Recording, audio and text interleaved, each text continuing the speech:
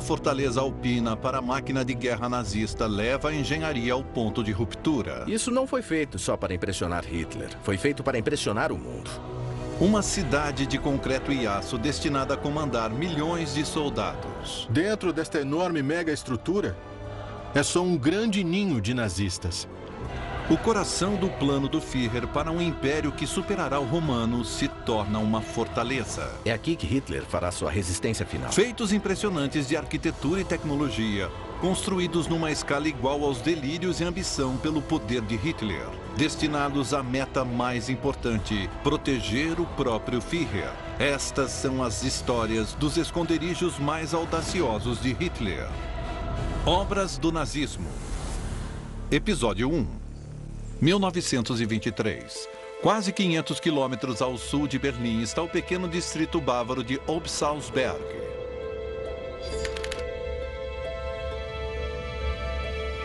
É uma área rural nas encostas arborizadas da montanha Kelstein.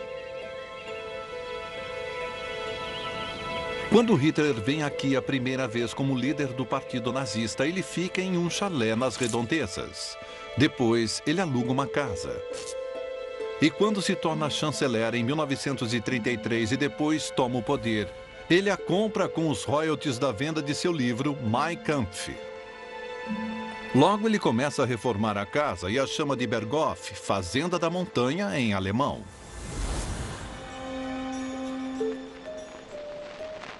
Uma das coisas favoritas de Hitler é a janela panorâmica de frente para a montanha Untersberg e sua terra natal, a Áustria. À medida que Hitler passa cada vez mais tempo aqui, o distrito de Obersalzberg se transforma. E o homem que cuidará da transformação é Martin Bormann, um membro cruel e ambicioso do partido nazista. Bormann é um homem jovem raivoso, grosseiro. Ele não é muito bem educado, não é muito sofisticado.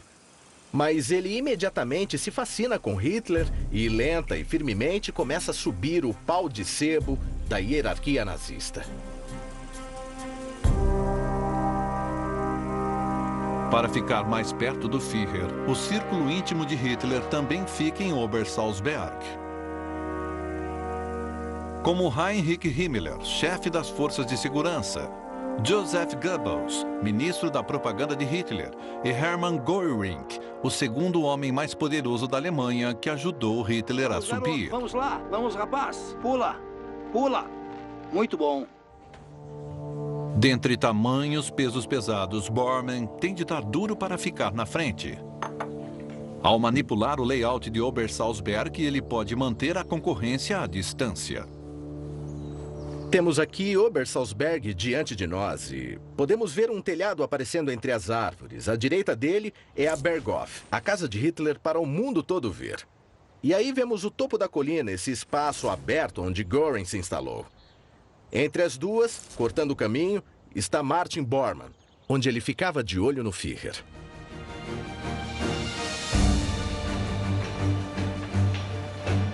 Em junho de 1936, o vizinho Hotel Platterhof é comprado e reformado exclusivamente para membros do partido nazista.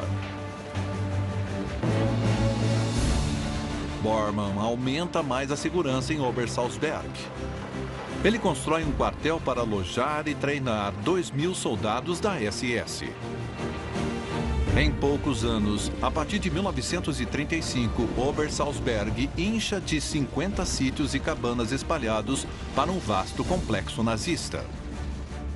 De repente, você está construindo uma mini-cidade para as celebridades do Terceiro Reich que, de alguma forma, se metem na região de Obersalzberg. E temos uma comunidade que, em certos momentos, chega a 10.000 pessoas.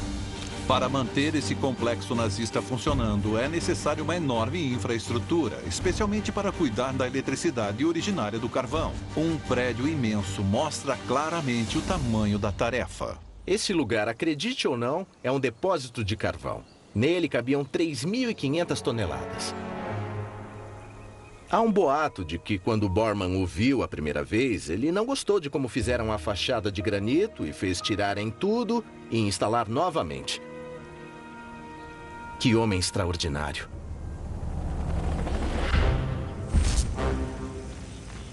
Em 1936, Hitler decide que quer outra chancelaria para o Reich, uma segunda sede do governo.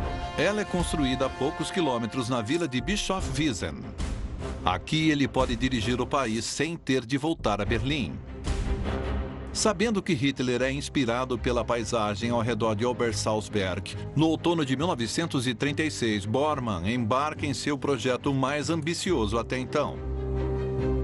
Ele cria um plano para construir a estrada mais alta e mais espetacular da Alemanha no alto da montanha de Kellstein. Um projeto de construção radical só para agradar um homem: Adolf Hitler.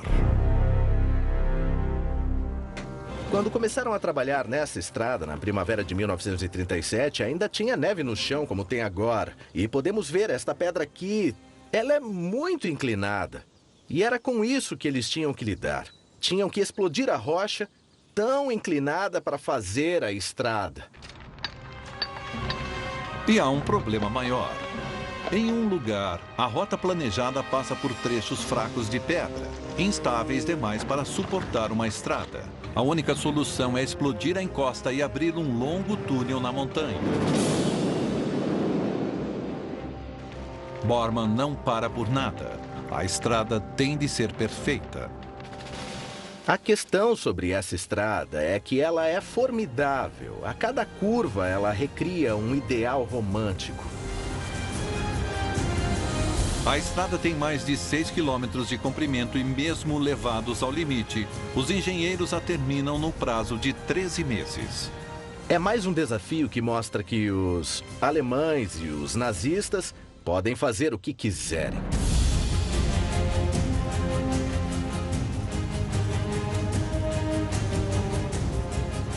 Mas Bormann quer superar até este feito extraordinário. Para coroar a glória do complexo de Obersalzberg, agora ele exige que seja construído um retiro no cume da montanha. Ele ficará conhecido como Ninho da Águia. Aqui, Hitler poderá impressionar líderes mundiais com vistas de tirar o fôlego, tornadas acessíveis pela engenharia nazista. Mas os engenheiros veem que o que Bormann quer é impossível. O pico da montanha não tem tamanho para uma estrada e um edifício. A solução deles é radical. Acabar a estrada perto do cume, abrir um túnel na montanha e, com um elevador, subir os últimos 120 metros até o edifício no topo. 800 novos operários são recrutados para trabalhar bem acima da linha da neve a 1.600 metros.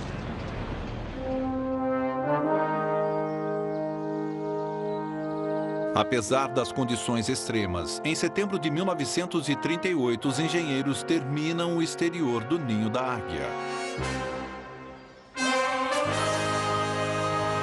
Uma subida espetacular de 1.700 metros pela estrada da montanha conduz à impressionante entrada do túnel. Este túnel tem quase 100 metros de comprimento. Ele é revestido com piso de granito e mármore em tudo. O túnel acaba dentro da montanha, sob mais de 100 metros de rocha. E do túnel você entra no vestíbulo de um domo revestido de mármore polido.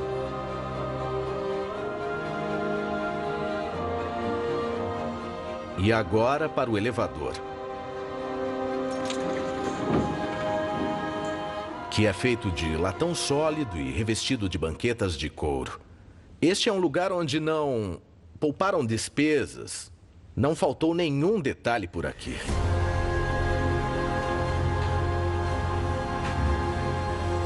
O elevador é feito para levar 15 pessoas. Ele sobe os últimos 120 metros até o cume, 1.800 metros acima do nível do mar.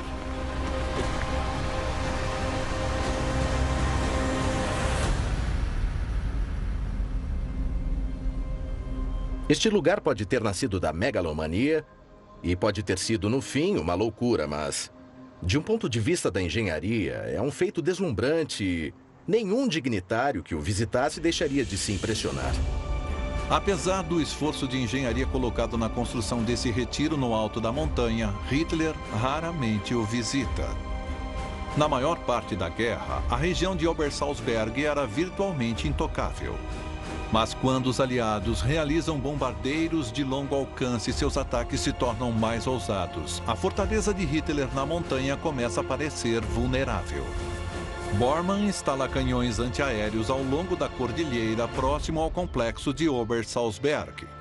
Antigamente, deveria haver provavelmente 6 canhões antiaéreos de vários calibres espalhados pela área. Agora, tem um motivo para estarem nesse local e é precisamente por causa disto. Ele está bem diante e em cima da Berghof, que está praticamente em linha reta para lá. E se você estiver cuidando da defesa aqui e sua missão for proteger Hitler, esse é certo. Na manhã de 25 de abril de 1945, a paz em Obersalzberg é abalada. 2 levas de bombardeiros Lancaster da RAF se aproximam. Enquanto a RAF se aproxima, os canhões antiaéreos de Bormann, acima da Berghof, esperam por eles.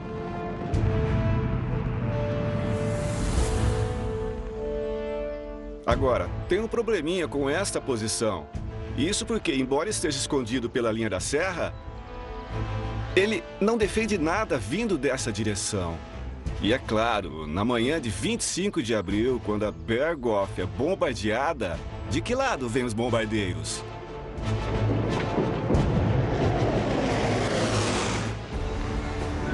O ataque dura 2 horas, com mais de 1.200 toneladas de bombas chovendo sobre Obersalzberg e só o ninho da águia fica intacto.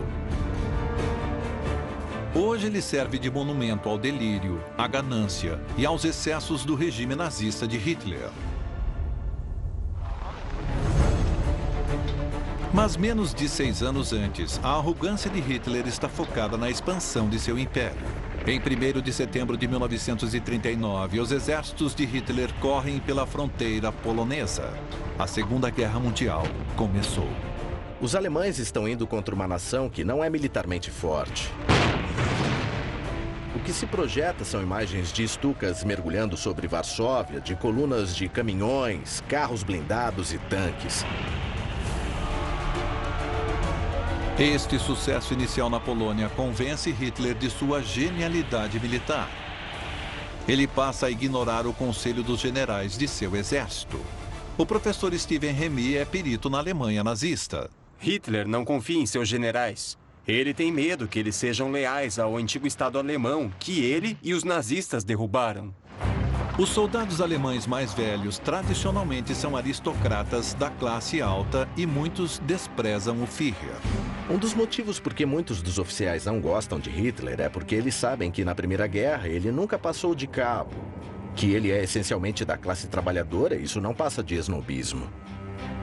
Hitler está ficando paranoico. Ele acredita que o único modo de controlar seus generais é estar liderando na frente.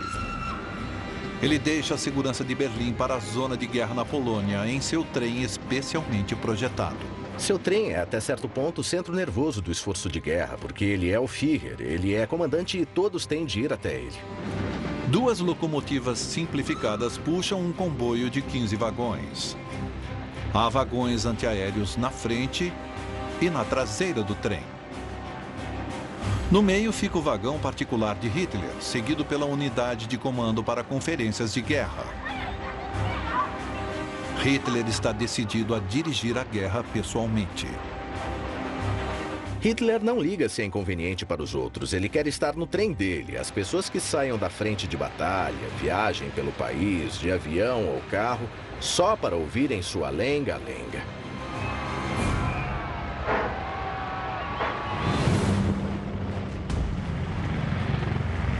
A Polônia, conquistada em 6 de outubro de 1939, é uma vitória formidável. O próximo alvo de Hitler é a França e depois a Inglaterra. Os sofisticados aviões dos aliados e suas bombas deixam seu trem vulnerável. Hitler ainda quer estar perto das linhas de frente, então ele exige um novo tipo de quartel-general. Ao planejar invadir a França, ele ordena uma nova base perto da fronteira belga, codinome Ninho Rochoso ou Felsnest, em alemão. Só o que resta são fotografias e escombros. Patrick Bury, ex-oficial do exército inglês e perito em fortificações, está nas ruínas ocultas dos primeiros bunkers de Hitler. Este é o Felsnest. Foi encoberto pelo mato. Não tem placas e foi ignorado nos últimos 70 anos. Mas sob as árvores estão as ruínas do primeiro quartel-general fixo de Hitler durante a guerra. O Führer é protegido por 2 anéis de alta segurança, repletos de barreiras e soldados. O anel interno é o coração do local. 2 bunkers com cabanas de madeira adjacentes são construídos para Hitler e seus acompanhantes. Este bunker era o centro nervoso de Hitler. Era daqui que ele comandava a invasão da Europa Ocidental. O bunker era chamado de Prédio K e consistia de 5 cômodos pequenos, nomeados de A a E. A sala A é o gabinete de Hitler. Seu quarto tem somente 2,5 metros quadrados. O staff de Hitler ocupa as salas restantes. Com 1,5 metro de espessura de concreto armado e afundado no chão para maior proteção, esse é o telhado do bunker de Hitler. Hitler teme um ataque. Ele exige que os bunkers sejam feitos de modo a isolá-lo do mundo exterior. Tem 3 canos que forneciam ventilação ao bunker. E, obviamente, abaixo do chão você vai precisar de ar fresco. Mas também precisa que os bunkers sejam protegidos de gás, com portas lacradas e filtros especiais para limpar o ar, no caso de um ataque com gás. Isto se relaciona diretamente com a experiência de Hitler na Primeira Guerra. Quando o gás foi o que mais matou, daí o concreto como proteção provavelmente era a melhor coisa que se podia ter lutando nas trincheiras. Por isso a marca de Hitler aparece no bunker todo. Um sucesso se sucede ao outro enquanto o exército de Hitler passa de seu quartel-general e entra na Europa Ocidental. Em 6 de junho de 1940, o avanço foi tão rápido que o Felsnest agora está bem atrás das linhas de frente. Menos de 3 semanas depois, a França se rende. Hitler está triunfante. A campanha francesa é outra vitória militar fantástica.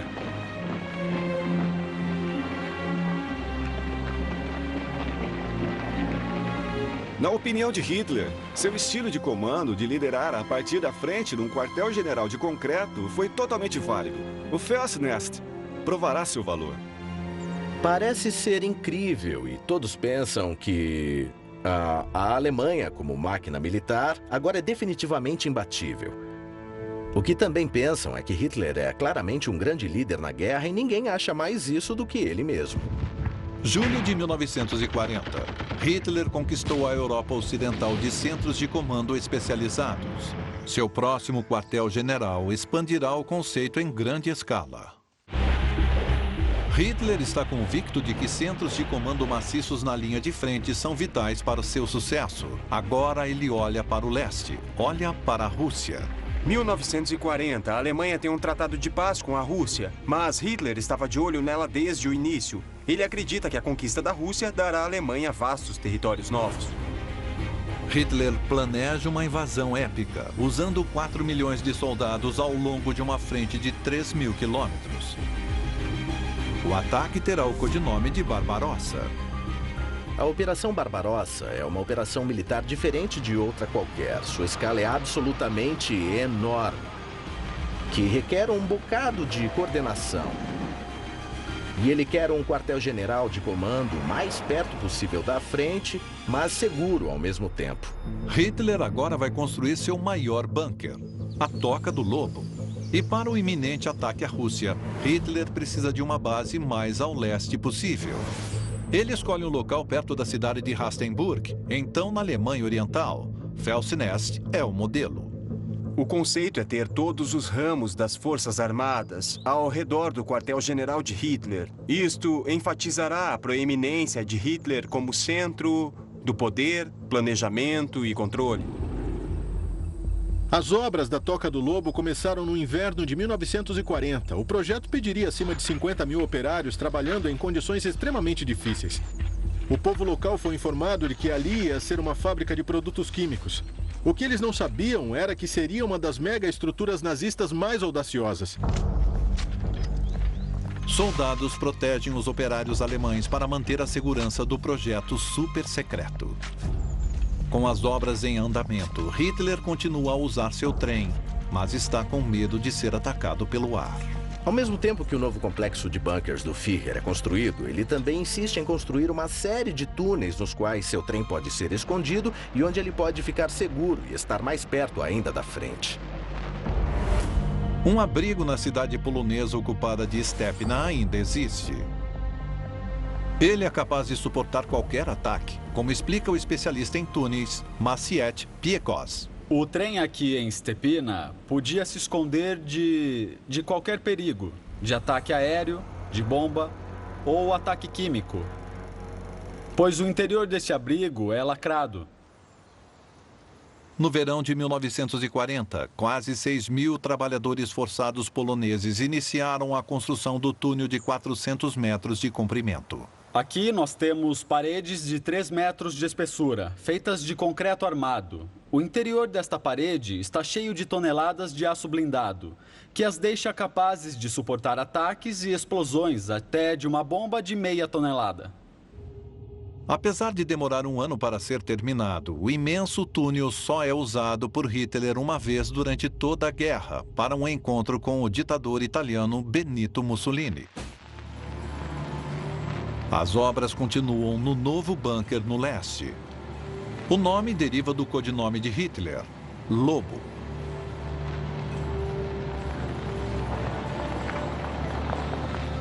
A Toca do Lobo representa uma grande melhoria do Felsenest, provavelmente 8 vezes maior.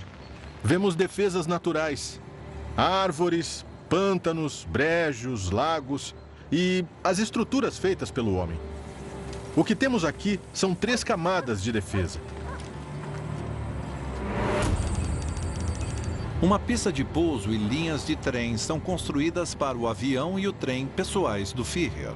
E todo o local de 4 quilômetros é cercado por 54 mil minas. Expandindo o conceito do Felsenest, a base tem 3 anéis concêntricos de segurança cercando o centro de comando de Hitler. No final de 1943, Hitler está passando cada vez mais tempo na Toca do Lobo, ao ponto de ser a única parte da Alemanha que ainda lhe é familiar. E é nesta época que ele introduz uma fase nova de modificações ao local. E elas incluem seus próprios projetos para seu abrigo pessoal. A Alemanha está sob ataque. A paranoia do Führer cresce mais com o medo de ataques aéreos. Ele ordena um novo bunker gigante construído para seu uso. Começa a construção de uma estrutura imensa de 60 metros de comprimento e 37 metros de largura. 7 metros de concreto, divididos por uma camada de areia, irão cercar o Führer por todos os lados. O espaço da moradia de Hitler será pequeno, menos de 3 por 4 metros. O bunker pessoal de Hitler é o maior prédio do local. E, olhando para ele, dá para entender por que os contemporâneos o compararam a uma tumba egípcia. Ainda mais se você der uma olhada dentro, vendo como as paredes são grossas. E eu acho que isso provavelmente é um reflexo de seu estado de espírito, a guerra indo mal para a Alemanha e ele ficando cada vez mais isolado. Acho que isso é como uma manifestação desse declínio. Embora seu layout exato nunca tenha sido totalmente verificado, o bunker contém um labirinto de pequenos corredores e cômodos.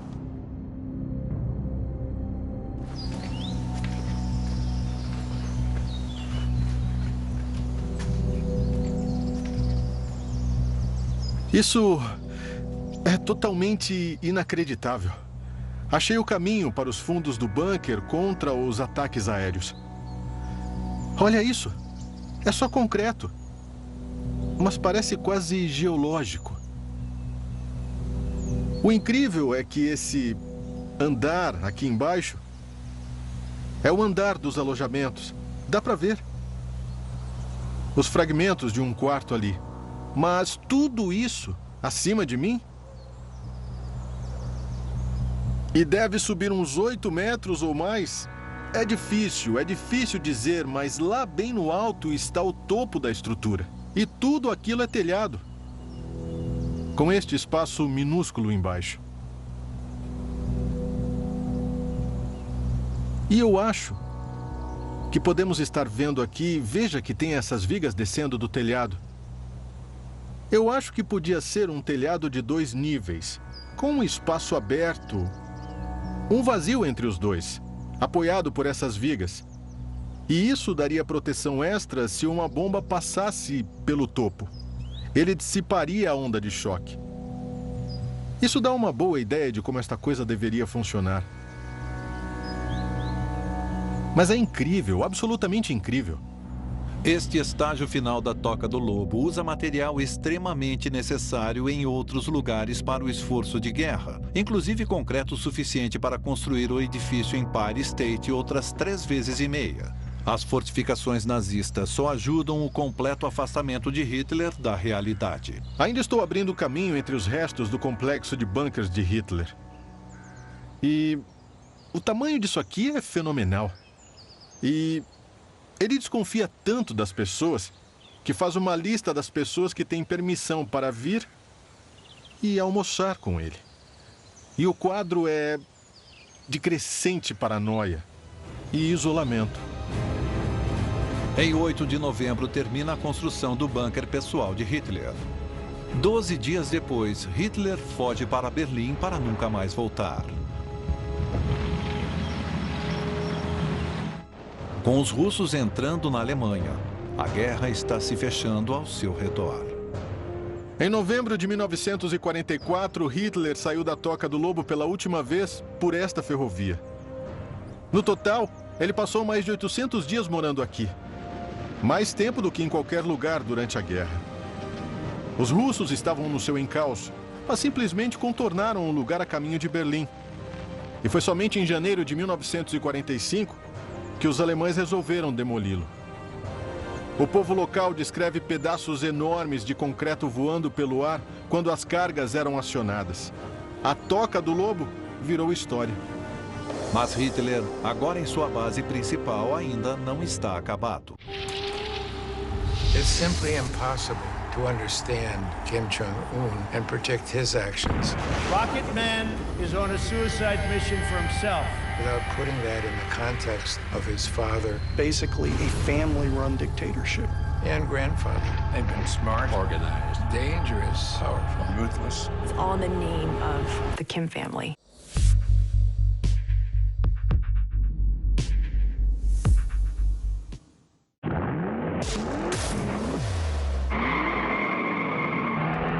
Pilotar esse carro me faz voltar no tempo.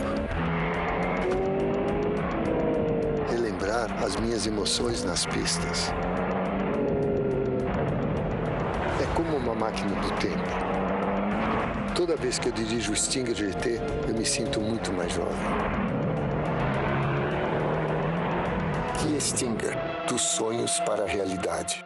Apresentamos nós, o pessoal que trabalha no Booking.com, o maior site de acomodações do mundo. A gente também usa mapas, se joga, faz maluquice, se molha, cansa e sente muita fome. Igualzinho a você. E aí, como podemos te ajudar? Aventura. Perigo. Instinto. Superação. Sobrevivência. Descubra-se aventureiro. Sobrevivente Primitivo com Hazen Aldel. Estreia dia 23, 9 da noite, no National Geographic. Berlim. a capital da Alemanha nazista. É uma cidade reluzente no coração dos planos de Hitler para um império que superaria os romanos. Ela também será o alvo da invasão russa.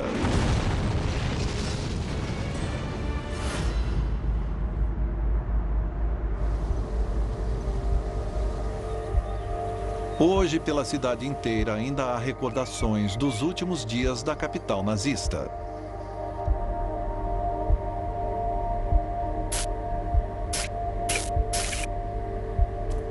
O historiador e especialista na Segunda Guerra, Michael Dempsey, passou anos juntando provas. A Batalha de Berlim foi numa escala que mal podemos imaginar. Mais de 1 milhão de soldados do Exército Vermelho estão entrando na cidade. Menos de 100 mil estão a defendê-la. A escala, a intensidade, a brutalidade disso, da Batalha de Berlim, seria inacreditável se não fossem as provas.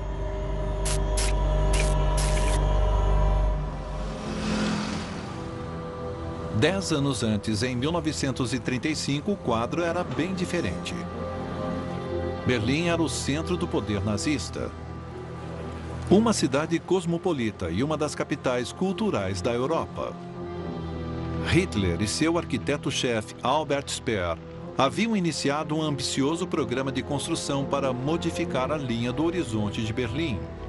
Adolf Hitler sempre se considerou como um artista, talvez um arquiteto, um homem com alta pretensão cultural.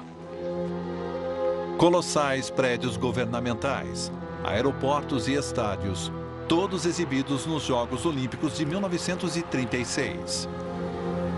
Hitler tinha planos ainda maiores para a capital. Fazer dela o centro de um Reich de 1000 anos que se equiparia ao Império Romano em escala e longevidade. A nova Berlim de Hitler, com grandes domos, ruas enormes, edifícios com fachadas gigantescas. Algo bem típico da mente alemã. No leste, os russos avançam de Stalingrado até atravessarem o rio Oder congelado, chegando a 48 quilômetros de Berlim e de Hitler. Hitler jamais se renderá. Ele é um homem de extremos. Ou é o Reich de 1000 anos, ou é cair no Armagedon. Não há meio termo. Sempre é um ou outro na cabeça dele. O Führer se agarra à esperança de que uma de suas super-armas ainda possa virar a guerra a seu favor. Para ganhar tempo, ele fica em Berlim, criando um castelo de concreto e aço e mandando todo e cada alemão defendê-la até a morte. Berlim, claro, vai virar uma fortaleza, porque é a capital do Terceiro Reich. É aqui que Hitler fará sua resistência final. O plano de Hitler é circundar Berlim em 5 camadas de estruturas formidáveis, começando pelo primeiro obstáculo, 59 quilômetros de armadilhas com tanques, na área conhecida como Silo Heights. Um anel externo de defesa, inclusive o canal Teltow. Um anel interno no forte do aeroporto Tempelhof. 3 enormes torres antiaéreas. Uma última camada de cursos d'água e o coração da fortaleza, a Cidadela. É aqui que os bunkers do Reichstag estão localizados. Este é um estacionamento no meio de Berlim. Provavelmente o estacionamento mais interessante do mundo, dado que é o autêntico local histórico do bunker de Hitler. 8 metros abaixo do estacionamento estão os restos do infame bunker do Führer. Depois da guerra, os aliados tentaram demoli-lo para evitar que se tornasse um santuário nazista, mas ele era forte demais. Foi só em 1988 que a tampa dessa caixa de concreto foi de fato destruída, num período de 6 meses. A história de sua construção e o começo da Fortaleza Berlim começa com os bombardeios aliados na capital. O Führer não se sente mais seguro. Desde sempre, Hitler foi um tanto obcecado por estar num subterrâneo. Isso remonta às suas experiências nas trincheiras da Primeira Guerra. Tem muita gente que passou pela Primeira Guerra que se sente segura no subterrâneo. Já existe um antigo abrigo antiaéreo sob a chancelaria. Mas Hitler exige algo muito mais fundo e mais forte. Um desafio de engenharia nesta cidade. A geologia em Berlim é difícil para construir. É apenas areia com lençol freático. Quando estavam construindo o bunker, o que fizeram foi colocar lajes de concreto pré-fabricadas nesta fundação úmida, para garantir que o concreto não teria problema para assentar. Os nazistas enterraram fundo o Führerbunker sob os jardins da chancelaria. São 30 pequenos cômodos distribuídos em 2 andares, e Hitler fica na parte mais funda, com a maior proteção. 40 quilômetros ao sul de Berlim, na cidade de Zossen, estão as ruínas de outro complexo nazista, que dá uma única compreensão ao bunker de Hitler.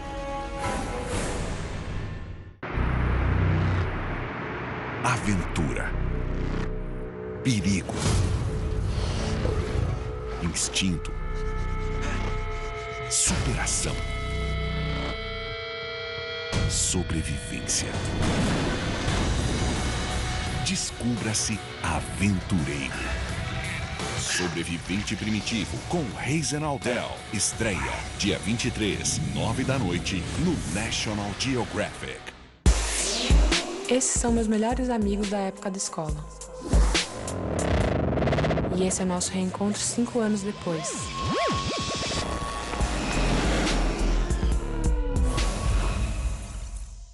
Temporadas completas para matar a vontade das suas séries favoritas é no Fox Premium. Assine já. Apresentamos Nós, o pessoal que trabalha no Booking.com, o maior site de acomodações do mundo. A gente também usa mapas. Se joga, faz maluquice, se molha, cansa e sente muita fome. Igualzinho a você. E aí, como podemos te ajudar? Mars is the next logical destination for humans. Mars is for those who have an adventurous spirit and are willing to go into the brave new world.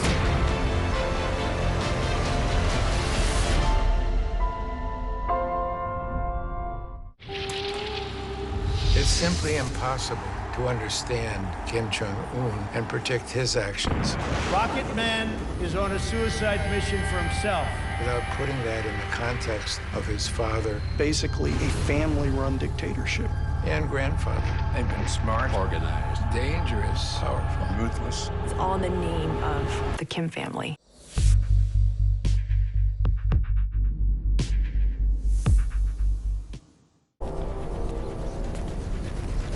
O ex-líder de esquadrão blindado Nigel Dunkley é especialista na queda de Berlim.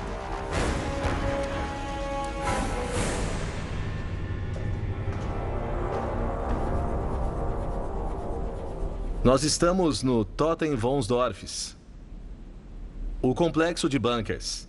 Este complexo foi construído pela mesma companhia que fez o bunker de Hitler.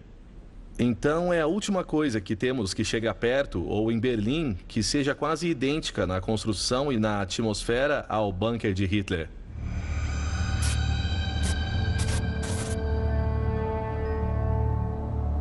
O bunker de Hitler era para ser só um abrigo antiaéreo e é por isso que parecia exatamente assim. As paredes estão meio descascadas, mas era o mesmo tipo de tinta, o mesmo tipo de dimensões, o mesmo tipo de piso.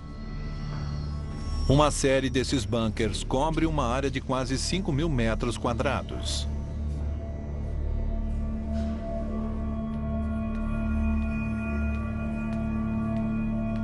Era o centro nervoso das comunicações militares alemãs, o equivalente nazista ao Pentágono. Para protegê-lo de ataques aéreos aliados, os engenheiros não se limitaram a enterrá-lo 11 metros no chão. Eles lhe deram um teto impenetrável. Algo que Hitler também quis em seu bunker. Isto são 3 metros de concreto armado reforçado com varas de aço. Mas no bunker do Hitler, ele tinha 4,5 metros de concreto armado, destinado a protegê-lo de qualquer coisa que os soviéticos ou qualquer um lançasse contra ele.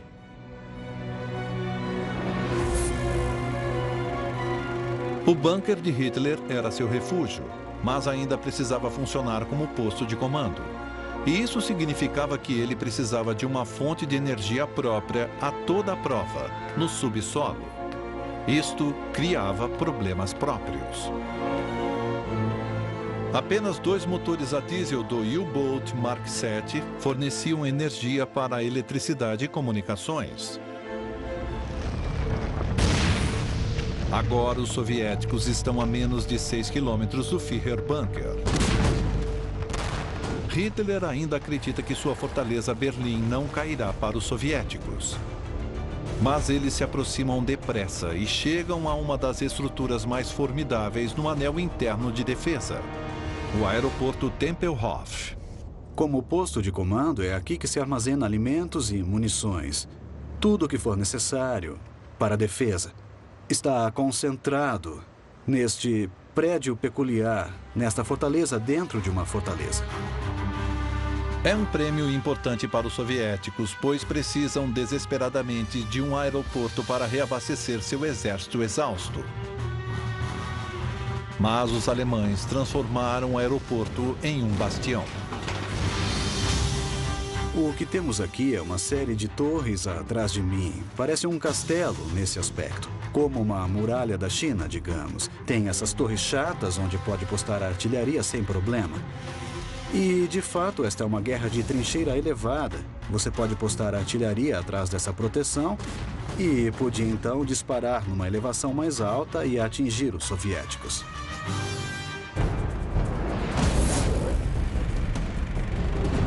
O combate é intenso e seus vestígios ainda podem ser vistos nos túneis queimados sob Tempelhof.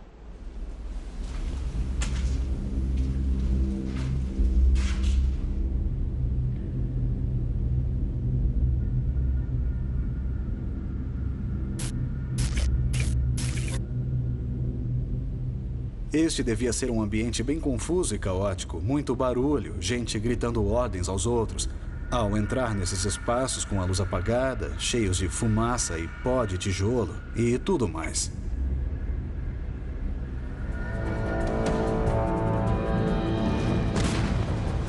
No fim, o grande volume de tropas do Exército Vermelho vence. E em 27 de abril de 1945, os soviéticos tomam o controle do Tempelhof. É uma grande vitória estratégica. A próxima linha defensiva é a água que cerca a cidadela. Os alemães explodiram todas as pontes, menos uma. O anel externo de defesa foi rompido, o interno também foi rompido e agora estamos na linha de defesa da própria cidadela, a cidadela do outro lado da água. Mas os engenheiros do exército alemão deixaram de quebrar, destruir a ponte Moltke. A ponte é o último ponto de defesa importante entre o Exército Vermelho e o bunker de Hitler. –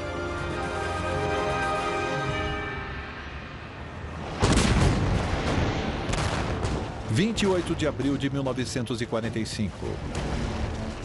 Ao cair da noite, os soviéticos atacam a cidadela de Berlim. Se puderem controlar a ponte Moltke, a cidade cairá. Esta ponte estava pesada e ferozmente defendida.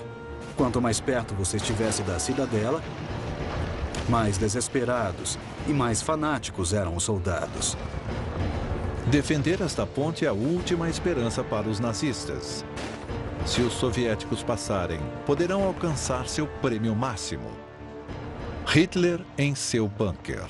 Era importante para os soviéticos pegar o corpo de Hitler para poderem mostrá-lo ao público. Eles lutaram tanto contra ele, contra um regime organizado que tinha Hitler como líder, o Führer. Os soviéticos assumem a ponte à meia-noite. Por fim, estão na cidadela.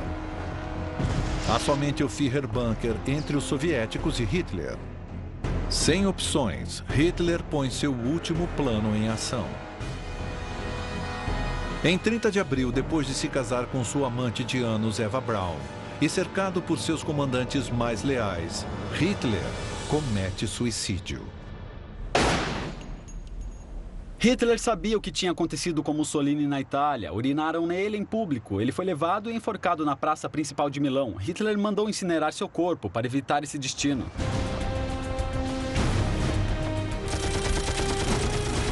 Os soviéticos estão do lado de fora dos prédios do governo e do Reichstag. 3 tentativas de ataque são rechaçadas com muitas baixas soviéticas. Eles têm de explodir as entradas fechadas com tijolos e retomar o combate corpo a corpo. Finalmente, às 22h40 de 30 de abril de 1945, a bandeira vermelha da União Soviética é erguida sobre o prédio. Isso quer dizer que, sistematicamente, cada linha de defesa disposta pelos alemães no caminho foi rompida pelo Exército Vermelho. Além disso, mostra que a Alemanha nazista foi derrotada e a guerra na Europa terminou mesmo.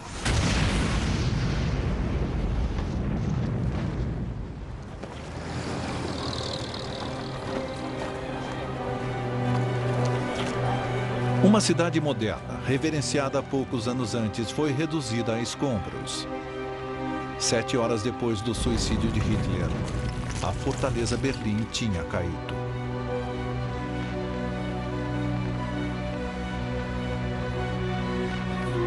Um quarto da cidade estava em ruínas. 500 mil apartamentos foram destruídos.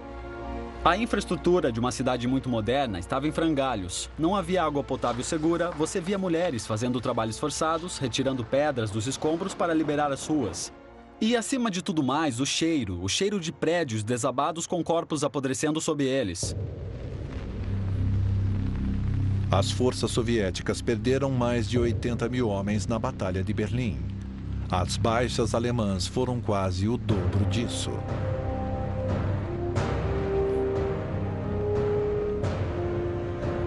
Acho que deveríamos nos lembrar que a Batalha de Berlim nunca deveria ter sido travada. E a única razão para ter sido foi porque Adolf Hitler, o homem que poderia ter se rendido e cedido ao inevitável, não o fez. E essa cidade inteira e muito mais não teriam sido sacrificados no altar de seu ego. Apesar de toda a tecnologia militar e as mega-estruturas pioneiras dos nazistas, o terceiro Reich de Hitler acabou caindo e mais de 60 milhões de pessoas perderam a vida no conflito mais mortal da história.